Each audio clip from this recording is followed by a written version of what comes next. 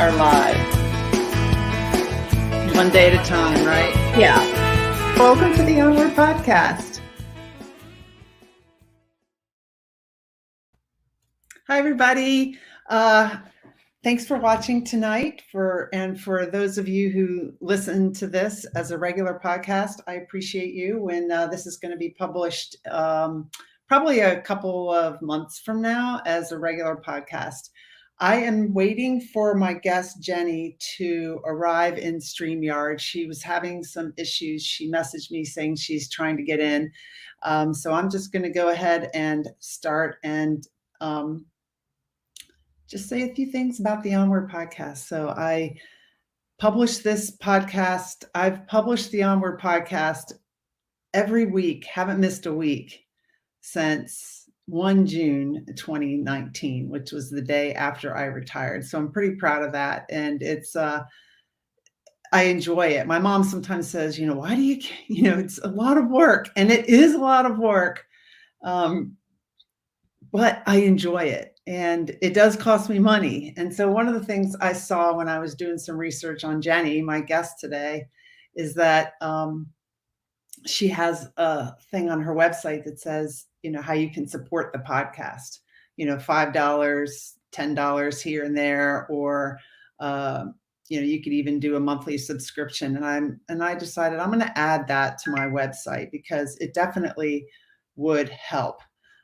She's saying she can't connect, so I'm not really sure what to do here. Pearl's getting anxious.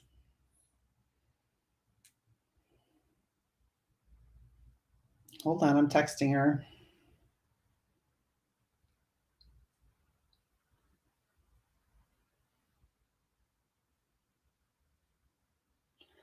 She says she has Chrome, but it keeps loading, but it doesn't connect. I'm not sure why. I've not had this issue before, so hopefully we'll be able to bring her on. If you're watching, let me know who's watching. Kim. Hi, Kim. I'm looking forward to talking with you today soon, or soon about pottery. You messaged me about that, so I appreciate it. Yeah, I'm not sure what to do about Jenny not being able to log on. We'll work this out a few more minutes. So anyway, I was thinking maybe people would be willing to help me out with funding the Onward Podcast, because it does take money to produce it, to edit it, and to do the videos that I do. That costs me money. I don't do any of that myself because I wouldn't have the patience to do it. So I do outsource that. If you have some questions and you're watching, let me know. I'm looking forward to Jenny coming on. We're going to be talking about how to balancing grief and gratitude. And if you know me, I've been through some grief in the past couple of years, and a lot of other people have. Oh, it wasn't about pottery? I thought you did. Okay. Anyway, it was about something else. Somebody else messaged me about pottery then. I'm sorry, Kim. I'm getting everything all mixed up in my head. But anyway, I think that we've all gone through some grief with what's been going on with COVID. And we all probably know somebody who's been sick with COVID, or somebody that has passed away from COVID. And, we experience grief just not being able to go and hang out with our friends and give people hugs. And I think that's starting to happen a little bit more lately. And I just was looking on LinkedIn, and I saw that the 8A Small Business Conference was just recently held in New Orleans. And I can only imagine what it must have felt like to see some of your colleagues at that conference, and to be able to give people hugs and to be able to talk to people in person. It must have really felt awesome. So let's see. Kim, do you have any questions for me while we're waiting for the guest? I think she might have restarted her computer. I sure hope we get her on, because my podcasts are booked out so far in advance. Probably Jenny scheduled this interview like 8 months ago.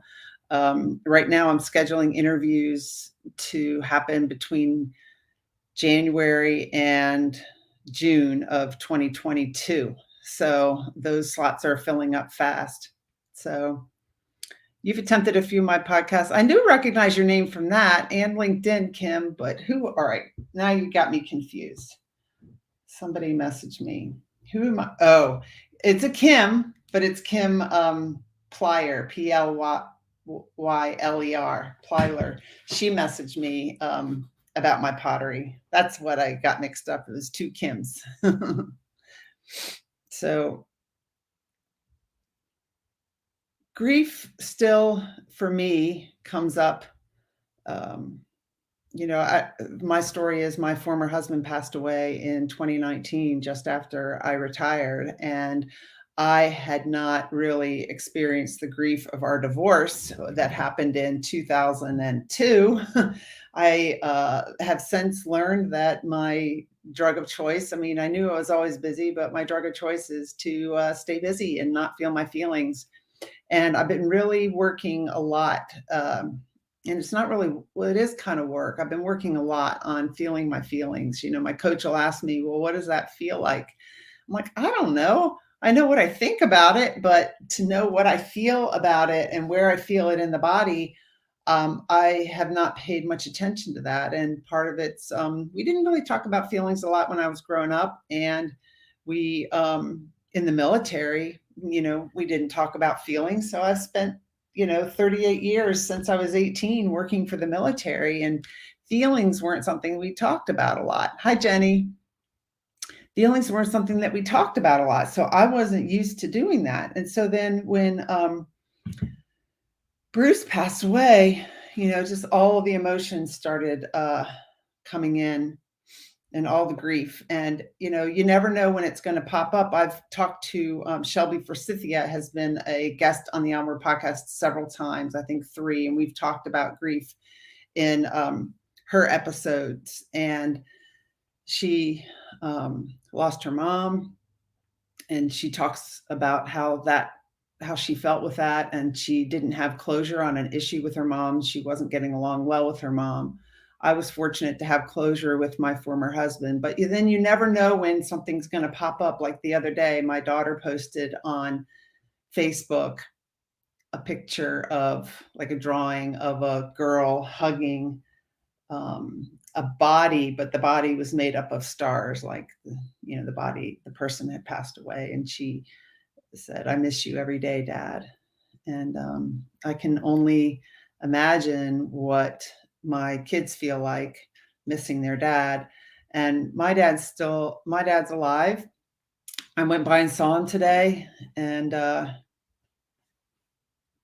he's 86. He'll be 87 in in January. And that's hard to see your parents age, although I know that I'm fortunate that I'm able to see my parents age.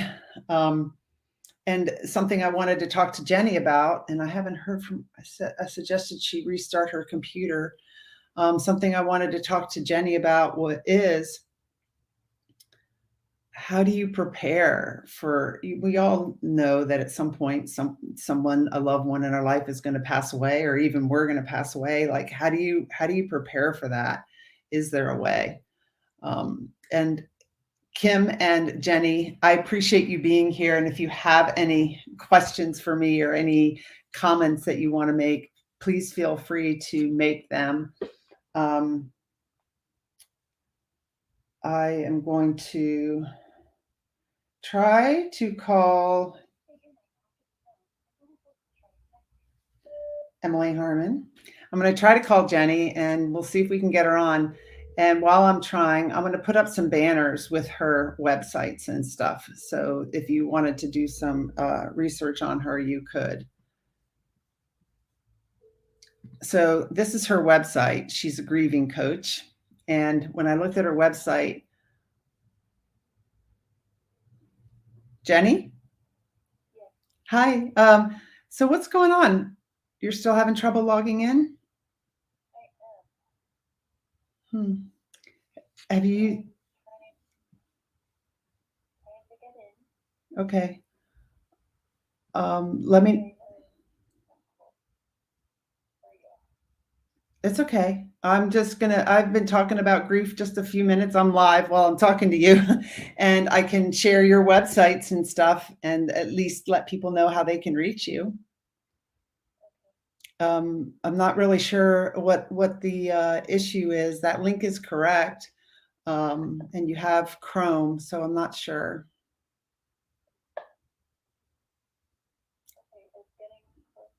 Okay, I'll see you when you join, and hopefully you can. Okay, bye. Okay, she's trying thegrievingcoach.com. So when I went to her website, thegrievingcoach.com, she had a like a diagram of how grief starts. And one of the things in that diagram is recognize grief. And I was just wondering, for those watching, hi DJ, thanks for watching. Hi Kim, hi Jenny. I appreciate you. Oh, here's Jenny. Okay, we've got her. We'll just start the podcast a little late. Jenny, yay! Oh, You made it. I did. Talk Okay, about grief. take a deep breath. You made it, and we're here. So I was We are. talking about grief just a little bit here. Because I was sharing that my children's father passed away in December of 2019, right after I retired, and just still seeing my children grieve. You know, he was my former husband, but my daughter was 23 and my son was 25 at the time, and just having them go through that was, I know, really, really tough. Um, so I was looking at your website when tonight we're talking about balancing grief and gratitude, and I was looking at your website, and it says that you have this steps on your website for converting grief to growth. And I wanted to ask you about that. But first off, why don't you just introduce yourself and we'll start from there. Okay. All right. I'm Jenny Dilts, and I've been supporting people in grief for about 4 years. I've been a grief coach, meaning started actual coaching for 2 years. Um, I have 5 kids, so if you see them in the background, That's a lot. that's also what I do. That's a big part of my life as well. Yeah. Why did you get into grief coaching? So I had the opportunity to support a friend when her husband died unexpectedly. Mm-hmm. And our kids were in the same class at school. And I had the opportunity to take a meal to them, to their family. And that experience taught me so much about one, what it's like to experience grief. Mm-hmm. And I was able to put myself in her situation. I asked myself, what if my husband died suddenly? What would that look like for me? And in that process, I understood that I have a calming presence Mm-hmm. and people feel comfortable with me in sharing their trauma, their grief, their vulnerability. Sometimes even so much that they don't share even with themselves. And that taught me a lot about myself, and it really sparked a passion for helping people in grief and for entering that space, that sacred space with people. Yeah. What were you doing before that? Did you have a job outside the home or? No, I have been doing the mommy, um, being a mom. My Yeah. oldest is 14, Yeah. and so Busy enough. I've been with home Yeah. pretty That much since the kids have been born. that's all. That's awesome. So I like your website because it talks about how you go on the journey with your client and you meet them where they are. Hmm. Yeah. And I find that that's essential because grief is different for everybody. Mhm. It's not going to be, my grief is not going to be the same as yours. Mhm. And everybody has a different relationship, different experiences, different reactions to grief, different ways they process it. And who am I to say what somebody's grief has to look like? Yeah. A lot of times we think, well, it's supposed to last a year, right? After a year, you're over it, and all those things that we hear. Do you help people with all kinds of grief, like also if they lose a pet? I Hmm. do. Yeah. And so you've got these steps, and the first one in your steps of going from converting grief into growth is recognizing grief. Why do you have that as a first step? Because often when people think about grief, they think about only the grief when a close loved one dies. But like you were saying, grief can come from losing a pet. Grief can come from losing a job or trauma. Any change or loss in life can bring a grief response. COVID. Definitely the loss of community, loss of support, loss of normal living. Hmm. Um, and a lot of times people don't recognize those things as sources of grief. Yeah. What are the typical uh, are there typical inwardly feelings, or even the way people act outwardly, that would let someone know who maybe doesn't even realize that they're in grief, that, well, maybe this is grief?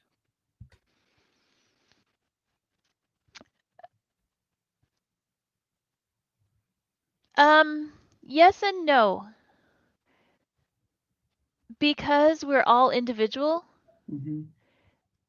it's kind of hard to say that what I experience as grief, it may or may not be what somebody else experiences as grief. And Right. so if somebody's trying to match their cookie cutter into my shape, it may not fit very well. Yeah. So that's why I say that grief is the natural response to a loss or change. And it's very individual. So we can't really fit it into like one size fits all because it Yeah. doesn't. A lot of people try to do that though, right? They think Yeah. why is it that we think that that's possible or should be the way? Probably because, well, I don't know for sure, but I have some ideas. Yeah, it's good Um, to know. that it's if it were all one shape for everybody, then it would be a whole lot easier to control, to understand, to manage, to expect, to plan for. Hmm. Yeah, and we like to be in control. No one likes to be out of control of things. You like to know what to expect. I expect that in 1 year, I'm going to be perfectly normal again, whatever normal is, or fine. Yeah. Yeah. So, why did you want to call this episode Balancing Gratitude and Grief? Because I find that gratitude is part of grief. Grief is not just the sadness, the tears, the anger, the guilt. It's also the joy, the memories, the lessons that we've learned along the way, the times that we've shared, the precious relationships that we've built, the ways that we've grown because of our grief or from our grief or through our grief. Mhm. And it takes both. Can you start to feel gratitude right away, or does that come later? Or is it different for everybody? I think that's also different for everybody. Yeah. If you rush into the gratitude, then you miss that vital step, that necessary step of feeling the grief. Yeah. And what It I was can be. saying, thank you, DJ. She said, I'll be going live with Chris. Wanted to say hello. Talk soon, Emily. Yeah, I think she and I have a meeting coming up. Um, You know, when I got divorced from my children's father, I had to go to being a single parent, right? And I was working and I didn't really know, I didn't really feel a lot anyway, I think, because the way my family was, it was more like in your head, less thinking. And then when I worked for the military, a lot was, you know, my focus was getting things done, being productive, right? And Mm-hmm. I didn't think about grieving because my story back then, and it's true, he was verbally abusive, but there, you know, and that was my story, but that doesn't mean you don't grieve when you leave someone who's verbally abusive. And Yeah. I didn't really start feeling any of that until he passed away, any of that grief, which was like from 2002 when we got divorced to 2019. So I never really felt it all. And then it came on so quick. I was like, why am I grieving? We were divorced, but it's like a person that's gone and it's my kid's dad. And, so um, it's good to have somebody like you to go through that with so that you don't feel alone. And you bring up a good point that grief is not limited to somebody that you've loved.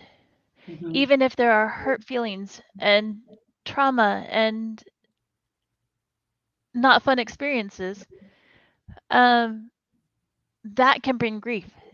Mm-hmm. It's not just for those people that you love. It's for any loss of attachment. Mm-hmm. That's a really good point. So how do you work with your clients? Is it in groups? Is it one-on-one?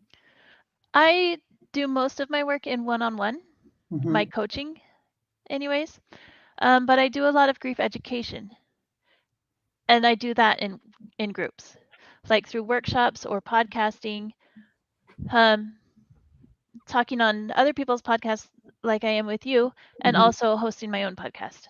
Yeah, I saw you had your own podcast, and I also saw your page where I was saying before you came on, I like your page where it says, if you want to help, people can contribute some money because, I mean, publishing a podcast takes time and effort and money, and I usually do a couple of videos after this. There'll be like 3 videos probably highlighting some of the cool things that you were saying. And, I don't do it myself. I contract that out. And so Mm-hmm. having people who listen support you means so much. And even if it's not financial support, even if it's just like someone messaged me today and told me that he listened to an episode I did a long time ago, because sometimes when you're doing your podcast, you're putting it out there, you don't really know who's listening. And it's so nice to know, wow, you listen to my podcast.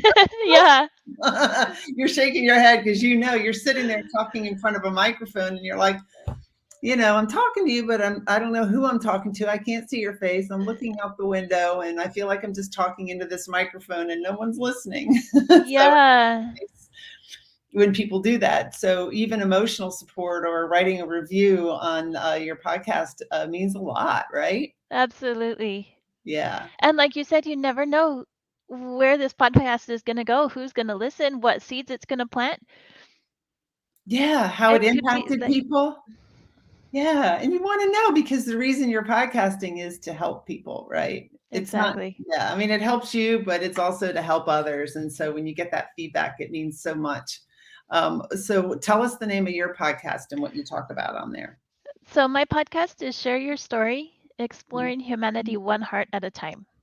Oh, I love that. How long have you been doing it? I started doing it in February, Okay, so I'm still very new. very new.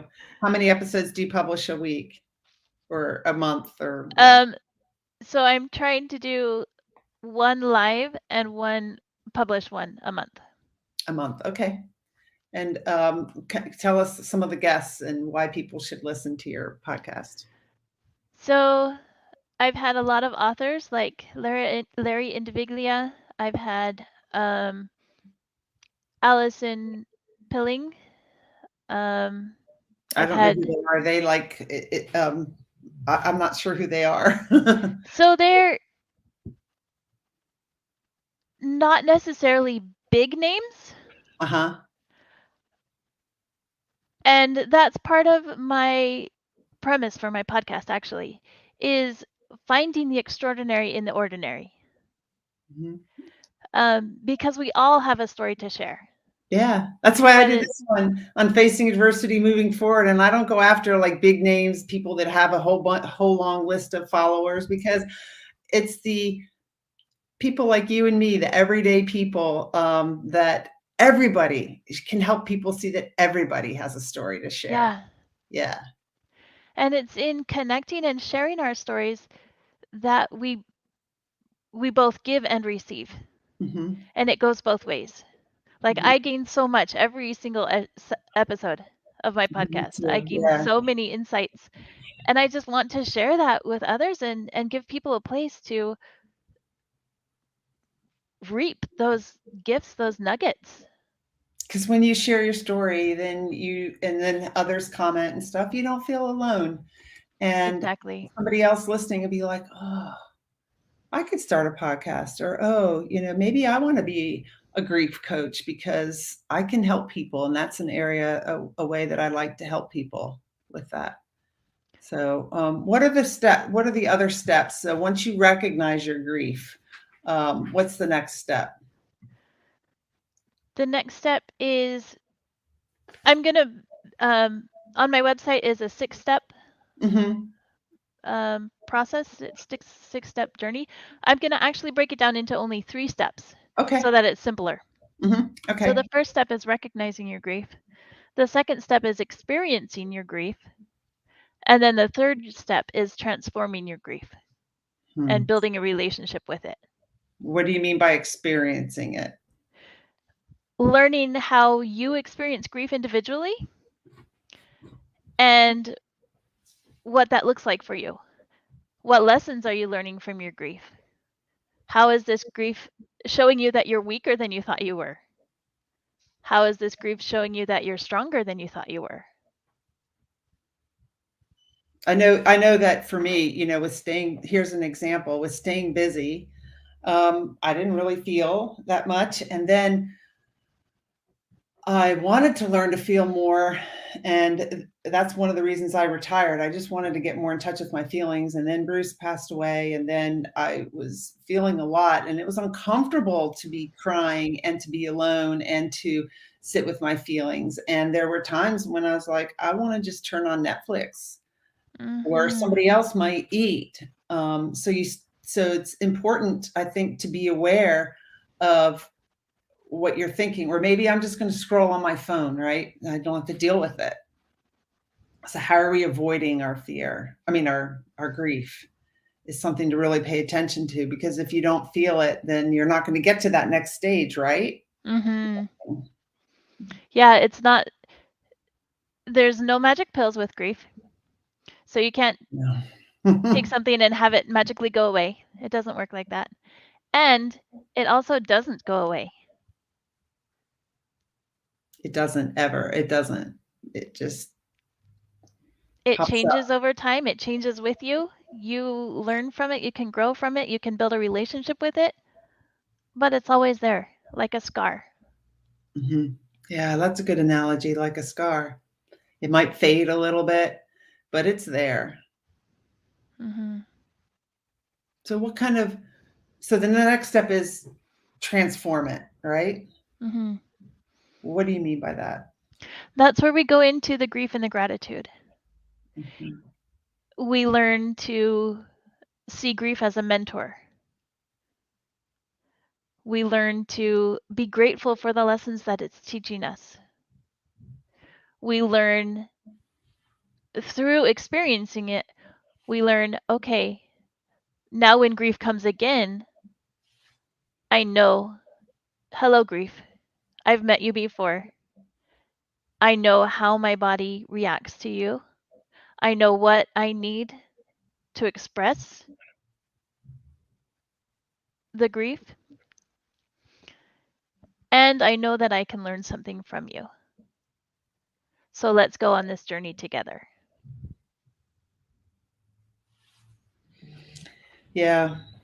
I mean, I think, sometimes it takes a little time and space, but it's important to look at the gift or the opportunity that came of, so one of the things I can find in the gift and the opportunity from my kid's father dying is, uh, I mean, I'm not saying I would wish it on anybody, but just it is that they both appreciate life more and living in the Mm-hmm. moment.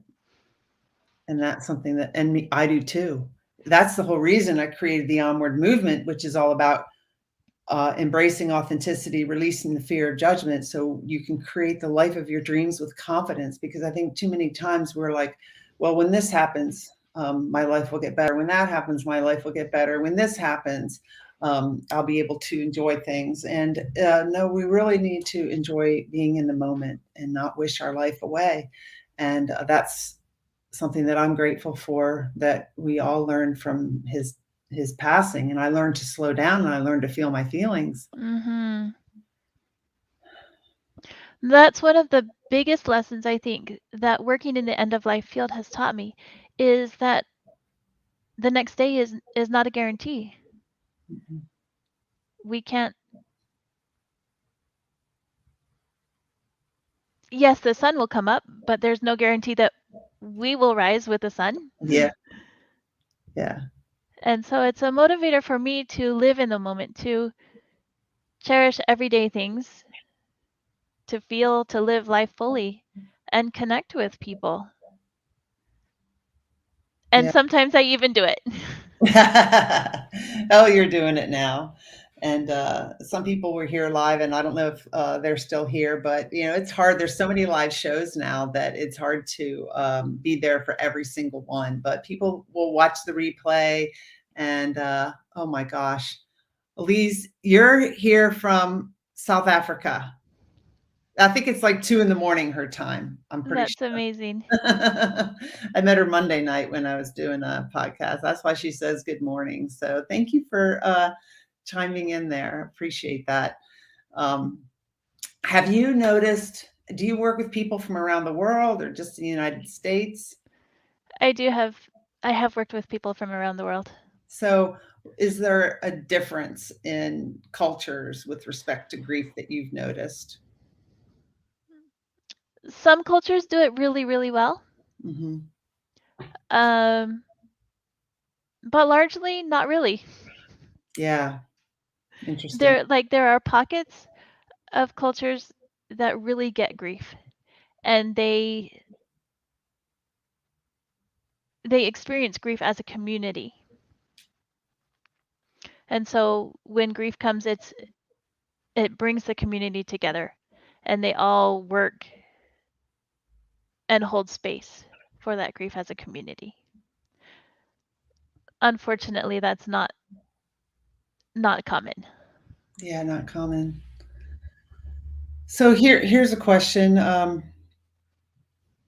went and saw my one of the reasons I retired at 50, not 56, is I wanted to spend more time with my parents. And so my mom is 78. She's in great shape and everything. My dad is 86 and a half. He'll be 87 in January. And when about 4 years ago, he fell down the steps and broke his tibia. And since that happened, and he had to sit in a chair for a long time, I don't think he's listening, or my mom. But anyway, he's kind of gone downhill a little bit. Mhm. And when you're 80, almost 87, you're getting older. And so I can see him getting older. How do I prepare for the grief?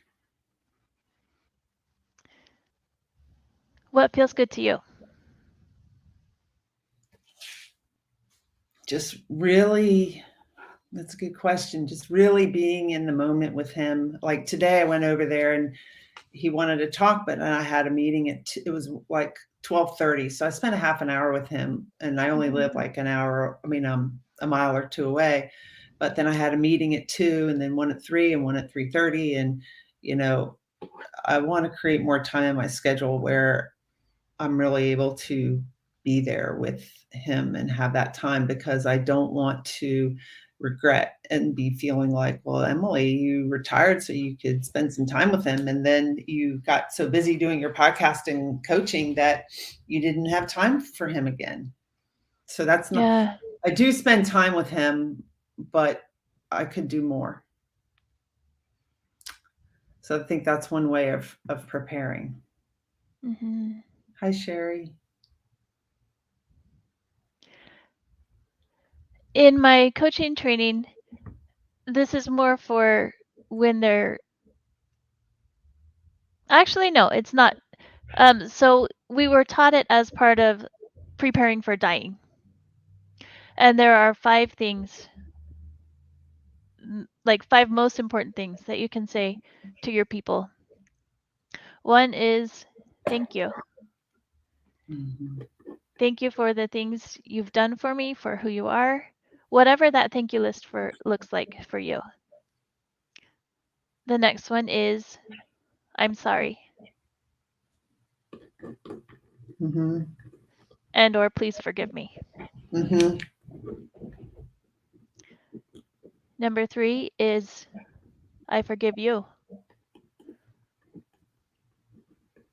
I showed that. I feel I'm proud of myself because um, I showed that to my former husband. He was paralyzed in both arms, and I spent a lot of time helping take care of him, despite everything that had happened. And I'm proud of that. Yeah. That's amazing.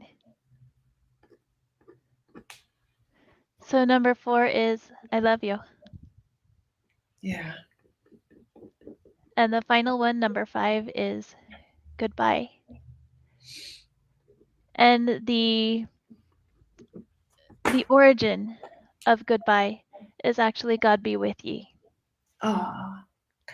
So whether that's 5 minutes or a day or longer, Yeah. we can say goodbye.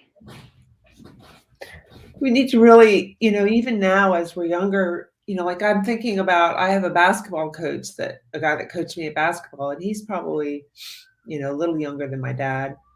And, you find yourself saying, yeah, we'll get together soon, or, stuff like that. And I need to reach out to him, even write him a letter, because I was going through some of my stuff and I saw that he had written a letter that, recommending me to go to the Naval Academy. So, I had forgotten about that. And it was so nice of him to do. And to, you can, as you're an adult now, you can look back and say, he was busy. He was raising his own kids. He was a basketball coach. He was teaching driver's ed. He was doing all these things, yet he took time to write a letter for me. That's amazing. So I want to thank him for that. Yeah. So I want to write to the counselor the psychologist, I think it was, that helped my son when we got a divorce, helped my kids. And I want to let him know, his name is Dr. Cecil Harris. I want to let him know how well my kids are doing. So it's those things that we think, I'll get to it tomorrow or whatever, and do it now, right? Mm-hmm. And I'm coaching somebody who's 87. And I can tell what's on his mind, that he, you're not going to live to 120 or something, so that. Right. And there's some relationships that he wants to fix, and he's going about doing, that's what's on his mind right now. And I admire that. Someone might say, well, what's an 87-year-old doing getting coaching? I really admire that about him, that he's really thinking about how he wants to feel on that day. Mm-hmm. I think we all should, because I saw Bruce die with regrets. We all should think about, what are we really going to be thinking and feeling when we're laying in bed and taking our last breaths? Are we going to wish that we had stayed at work longer?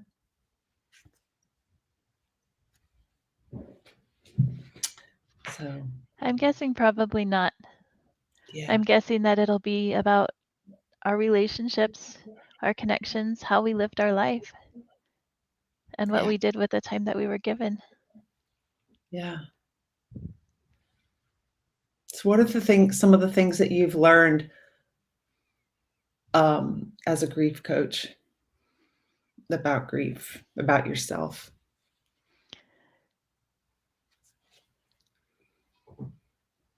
Grief has taught me so much. When I first started supporting people in grief, I didn't really know who I was. I was living by everybody else's expectations. Oh, that sounds familiar. Yep. And as I started supporting people in grief, when I understood that this is part of who I am, this ability to see both the grief and the gratitude, the ability to see that grief and death are part of life in a natural way.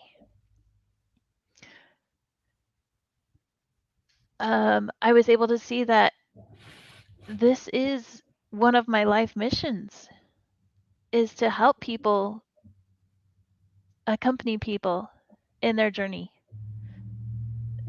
back home, wherever home is. To be a travel buddy, a travel companion. And it's taught me, supporting people in their grief journeys has taught me more about how I feel about grief, how I experience grief, how I express grief. And it's taught me to do as I'm asking my clients to do, look for those lessons. How is this experience teaching me, benefiting me, growing me? Yeah. Have you had someone close to you pass away? So I don't have any remaining grandparents. All of my grandparents are dead. In my high school class, we've had probably 20 or 30, maybe even more of our high school class die. And we graduated in the class of 99. So we're not, I'm not old. No, you're not. And each time it reminds me that we don't have a guarantee on life, and the importance of the relationships again. Yeah. Have I experienced the death of someone to affect me in my everyday routines? Not yet. Mm-hmm. Will it come? Absolutely. I don't know when, but it will come. Yeah. Let's see what Eileen said. Eileen said, "Thank you for this podcast. I lost my dad when I was 28, my mom at age 42, my brother just last year, and in the last year, both my kitties, one just last week. And like you said, hello, grief, and I embrace it. And I'm totally grateful for the love they brought into my life." That's Thanks for beautiful. sharing that, Eileen. And then she said, "In my grief, I have it fully unapologetic and consider it to be the bass notes on a piano. It shows us the depth of how much we love." That's for sure. That's for sure. I mean, I would share here, this is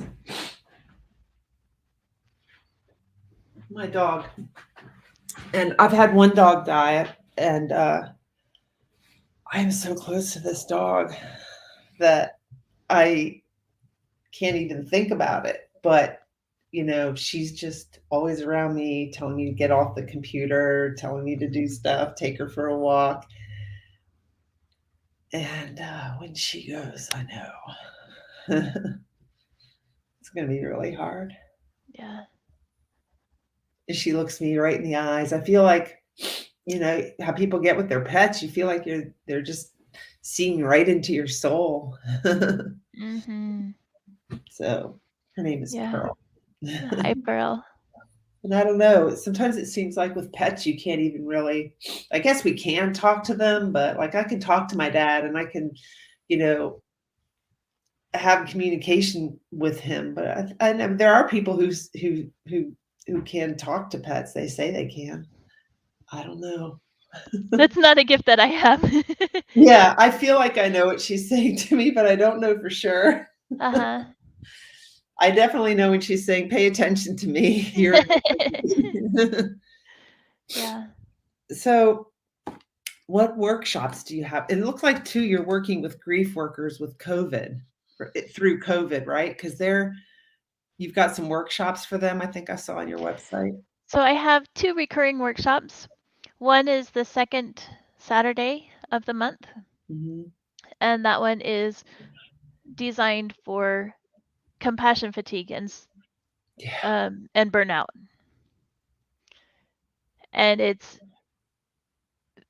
talking about the stress, the burnout, the grief, and exploring tips for self-care. yeah, The other one is called What to Do When You Don't Do Grief. And that in that one, we talk about how many sources there are of grief. Like we've been talking today, it's mhm, not just death, it's our pets, it's our trauma, it's our job losses, it's COVID, it's so many different sources. So recognizing the grief and then exploring ways that we process grief, ways that we express or mourn. And it's not just emotional. It can be physical as well, like going for a jog or making a collage. It can be cognitive, learning about um, learning about a new subject, understanding all of the medical notes so that you can try and make some kind of meaning from what happened. A lot of times when we hear grief, it's accompanied by the emotional expression of grief. yeah, that's a good point. But that's not the way that everybody grieves.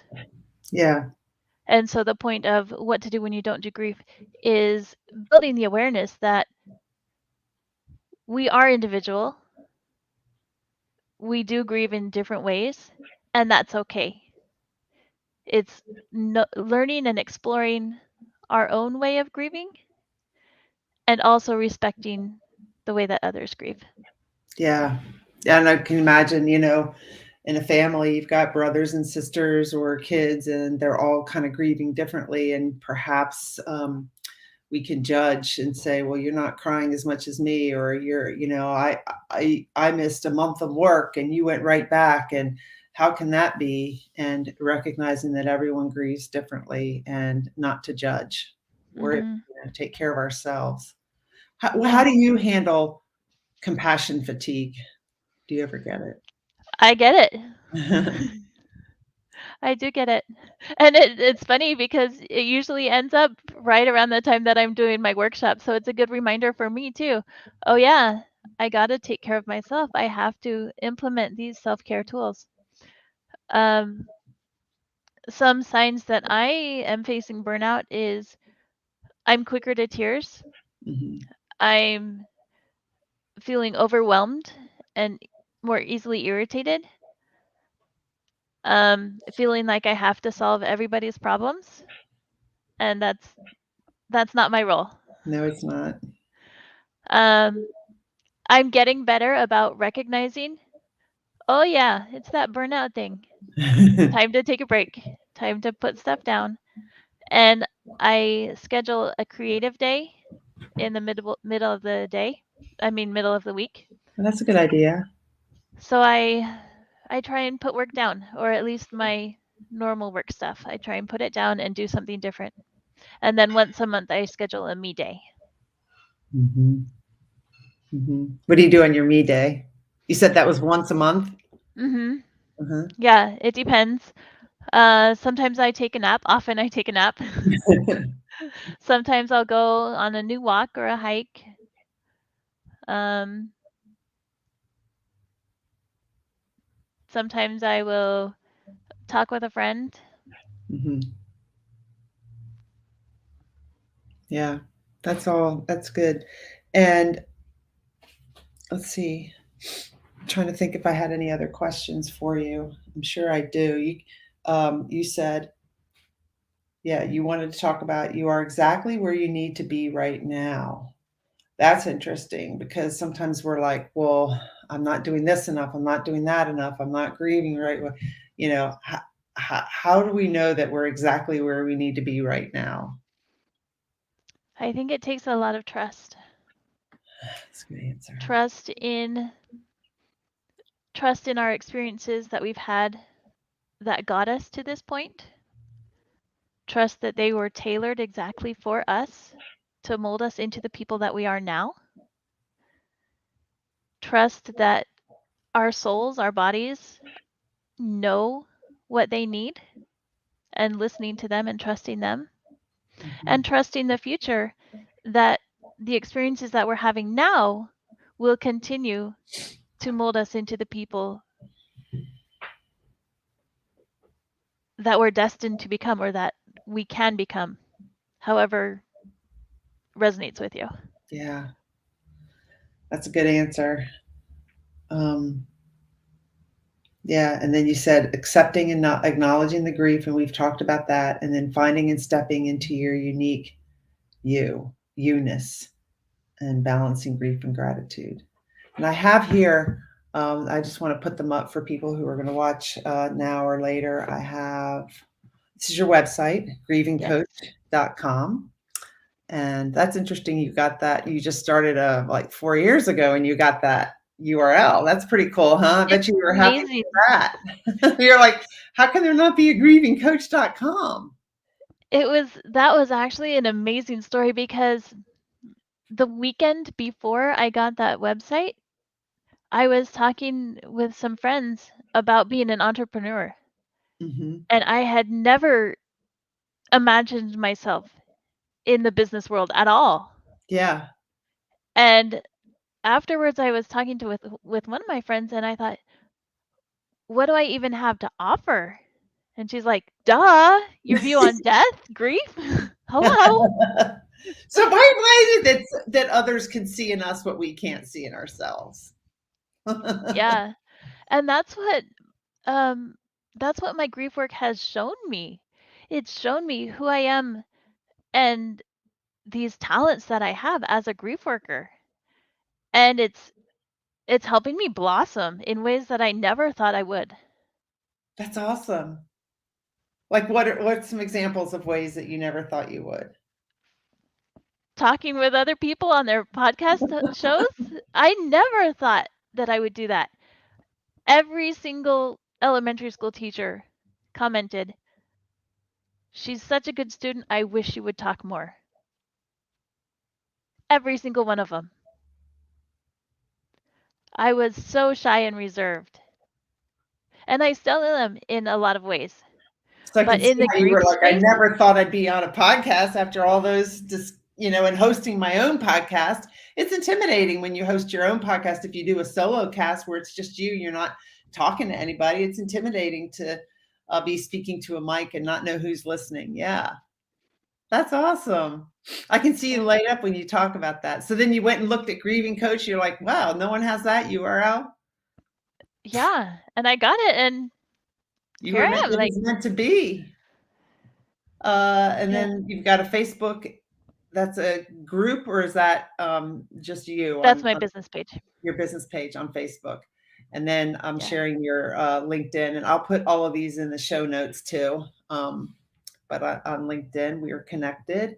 And then you have a letsreimagine.org. What's that? So Reimagine is actually the a nonprofit organization that I Okay. do a lot of work with. Okay. That you work with. Um, and I have an organizational profile, a public profile on Reimagine. Again, it's I Grieving see. Coach. Mhm. And so I do all of my workshops. I do my live podcasts on the Reimagine stage. They are an incredible organization that talks about tough conversations, tough topics like end of life, grief, trauma, social injustice. Yeah, that we don't talk about end of life a lot. We don't. When really, like I was talking to somebody earlier today that's going to be on my podcast in March. Her son committed suicide, Logan, I think in 2010 or 12. And she calls it transition. He transitioned then. And it's like we talk about so many other things. Um, I don't know, movie stars and what movie you saw, and like I have the best car and need to have a big house, and we don't talk about death. I know. It's like we act like if we don't talk about it, it's not going to happen. So, Yeah, so Reimagine is an amazing space where these conversations happen. wow. That's awesome. The other one I have to show here has your phone number on it. You gave it to me. Do you want that? You're That's okay fine. with That's my my phone business number? phone number. Okay. So Jen, JENN at grievingcoach.com. And then there's your phone number. People can what? Call or text or what? Either one? Text is preferable actually Okay. because my phone is sometimes sometimes I'm working with my kids, sometimes I'm not available always to pick it up. Well, with 5 kids, I guess you're a little busy, huh? Only a little. Okay. And then let's see. We have a couple more comments here. Okay. Eileen. Right now, with the loss of my kitty, I have it fully and let the wave come over, and it's going to be a while where you don't see him in the corner. Oh my God, I can't even think about it, Eileen. Like Pearl is always around me, and you know, she sleeps with me, and I'm sorry, Eileen. I know that's really hard. Yeah.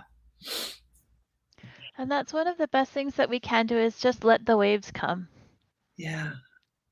because they always recede. And for my dad and brother, I lost them to, no, I don't know what FH is. I don't know if you do. FH, which is high cholesterol genetic, which I have too. I volunteer for the FH Foundation and get kids diagnosed early so families don't have to lose a loved one before someone has a heart attack. My brother had a heart attack at a young age, and the rest of us, 8 brothers and sisters, got diagnosed and are heart disease free. So through my grief, I teach people about getting their cholesterol checked. Yeah. That's good, Eileen. You turned your pain into your passion, helping others. And I Yeah. find that's one of the gifts of grief is it allows us to reach out to others. Yeah. You're right. So I really enjoyed interviewing you. I'm glad that you were able to get on. I know we had it Me glitch too. at the beginning, but it worked out great. And I appreciate this interview, and I know it's going to help so many people to hear it. I guess one other question I would have is when somebody's grieving, and what are some good things to say to them?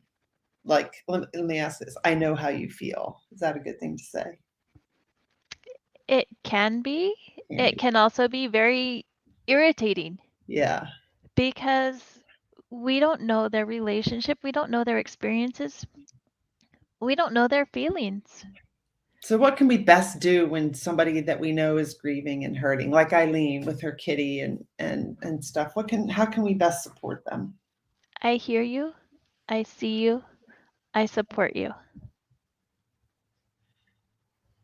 And sometimes that is the most precious gift that we can give. Yeah. Eileen, we hear you. And I don't know if I'll see you next Thursday or not. A friend of mine, Judy Bratt, host an event that's rock climbing at a gym and in the DC area, and I'm headed up for that. So Eileen, I don't know if you're going to be there or not, but I would love to see you if you are. So Jenny, you're in San Francisco, right? I am. Yeah. So you're getting Probably ready. won't be at your rock climbing event. You won't be coming for that. Well, thank you for what you do, because it's definitely, and I think too, as we baby boomers, I'm near the end of the baby boomers, as we get old, there's so many people that are getting older in this country, and talking about it more and talking about death. And I can just see it in my dad. Like he's very careful about how he spends his time, because he knows, when I think we just take time for granted, right? But he's like, we go to a movie and he doesn't like it. He's like, that was frustrating to him, because it was like 3 hours of, when he could have been reading or whatever. I mean, he sees the limited time and he really wants to make sure he makes the best of it. Yeah. And I think when we're, coming up, we just take it for granted. And it really is important to create a life, design a life that you love living now. Don't wait. Absolutely.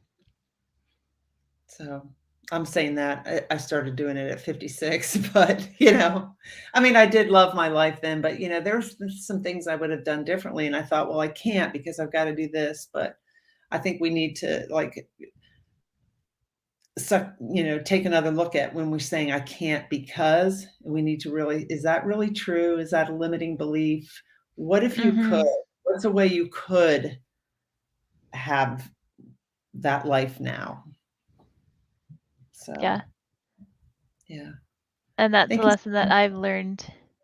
Have you? Yeah, I'm sure. And as a grief worker, is coming up against my own limiting beliefs and recognizing them and working through them. So that's a good point that you made. Yeah. So I'm going to put you in the green room and play the closing video, and then we'll chat for just a second before we're done. Okay. Wonderful. Thank you so much, Emily. Yeah, you're welcome, Jenny. And thank you to everybody who tuned in. Thank you, Eileen, for sharing what you've been through lately. And my heart goes out to you for sure. And I appreciate everyone who tuned in tonight. Okay, let me move Jenny and let me find this. So I just wanted to say a couple of things about some of the programs that I'm offering. I can't say enough about this positive intelligence. Some people call it mental fitness coaching that I'm offering. And it's really helping people do things like sleep through the night, notice when they're getting really stressed in a conversation with somebody, improving their relationships. And we're all under so much stress lately, especially with COVID. And now we've got the holidays starting to come up, and that can bring on a different kind of stress. And so becoming more aware and changing the mental pathways in our brain to switch to a more sage perspective is something that this mental fitness coaching does. It's definitely life-changing. And it is $995, but I used to think, I could spend that on my kids easily, but on me, do I deserve that? And I guess I would say you do, because it is life-changing. And check it out. And you can just go to my website, emilyharmon.com, and go to offerings, and you'll see a menu item for positive intelligence. And I hope you join in it, because it is life-changing. So try it out. All right. Thank you, everybody, for watching. The Onward Podcast is sponsored by Emily Harmon Coaching and Consulting. Visit my website, emilyharmon.com, to learn more about my coaching programs and how you can work with me. Let's move onward together.